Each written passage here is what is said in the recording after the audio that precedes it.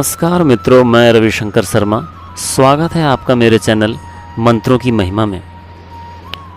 आज मैं आपको गायत्री साधना कैसे करनी चाहिए उसके बारे में कुछ उपाय बताऊंगा कि गायत्री साधना करने के कुछ सरल उपाय हैं।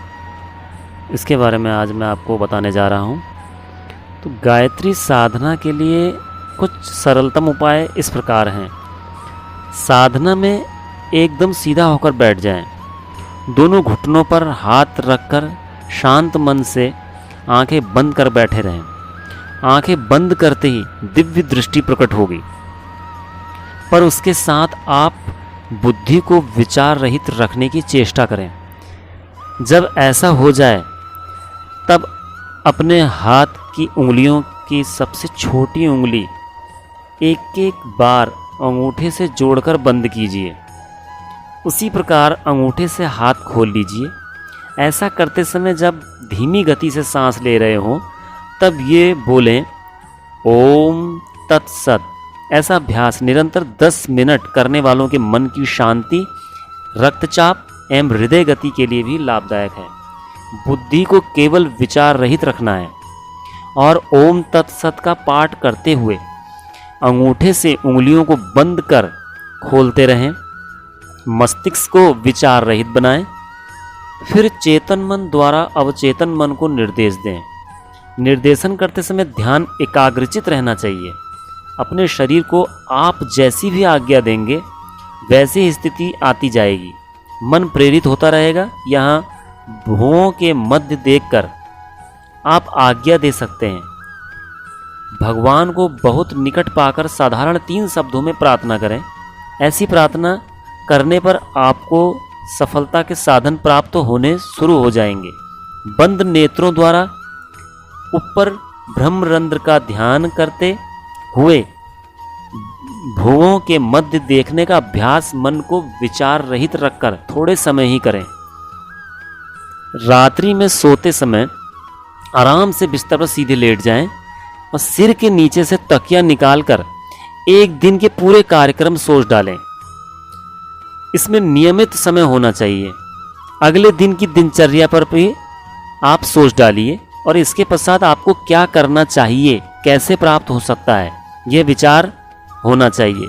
यह नहीं कि आप करोड़पति होने की सोचते रहें। ऐसी भावनाएं जो होने योग्य हों उन्हें सोचकर फिर मस्तिष्क से निकाल दें। इसके पश्चात कोई दिव्य ज्योति हाथ में लिए हुए बाल रूप में एक कन्या प्रकट होगी और आपको अनेक प्रकार के साधन उपलब्ध कराएगी। अगर आपने लिप्सा, वासना या हीन दृष्टि के विचार रखे तो वो लुप्त हो जाएगी। गायत्री केवल बुद्धि के सब विचारों सहित होने पर ही दर्शन देगी। आपके विचार बदले तो वह चली जाएगी। मन उस पर एकाग्रचित करें। यह अभ्यास जारी रहना चाहिए। अगर पहले अभ्यास करते समय दर्शन नहीं हो तो कुछ दिनों के बाद वह आरंभ हो सकते हैं। गायत्री को देखने से पहले उसका भयंकर रूप दिखाई दे तो आंखें धो लेनी चाहिए। इससे स्पष्ट होता है कि आपके अतीत की भावना के कुछ अपराध कुछ कष्टदायक हैं। आपकी मनोवृत्ति आप ही को स्पष्ट नहीं है। 3 दिन आपने क्या कार्य किया और जो बच गए हैं उसे किस प्रकार, अगले 5 दिन आप क्या करेंगे। ऐसी अवस्था में जब आप अपने कार्य को ठीक प्रकार से बांट लेंगे तो आपको ज्योति का आभास होगा। इसके आधार पर ही मोह निद्रा आरंभ हो सकती है। अगर आप इसके स्वरूप की ओर टकटकी लगाए देखते रहें तो कार्यक्रमों के साधन आने लगेंगे। इन साधनों को एक तरफ रखकर मस्तिष्क को केवल विचारहीन बनाकर उस अलौकिक मूर्ति को की ओर देखते रहना ही साधन है। इसमें कुछ बाधाएं हो सकती हैं।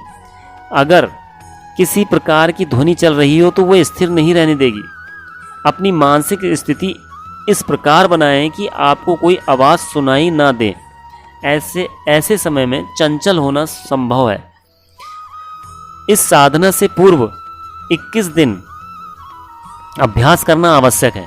साधना के नेत्रों में यानी साधक के नेत्रों में चुंबक शक्ति उत्पन्न होगी। इस प्रकार इस शक्ति को प्राप्त कर इच्छाओं की पूर्ति के लिए भी बहुत प्रयोग करने चाहिए।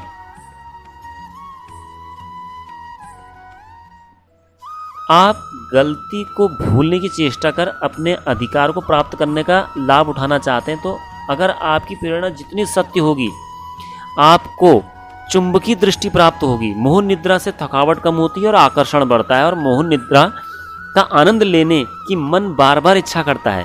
यही कारण है कि साधक के मन और शरीर की अभिव्यक्तियां शरीर में भी विचरण करती हैं और कई बार उसके अनुरूप भी हो जाती हैं।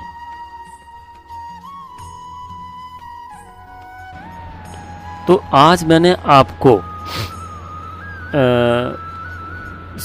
गायत्री साधना में आप मन को एकाग्र कैसे रखें इसके बारे में जानकारी दी। तो आगे भी मैं आपको इस गायत्री मंत्र के बारे में बताता चलूँगा। तो आज मैं अपनी वाणी को यहीं विराम देता हूँ। नमस्कार। मेरी वीडियो को लाइक्स और सब्सक्राइब करें और साथ ही बेल की घंटी दबाना ना भूलें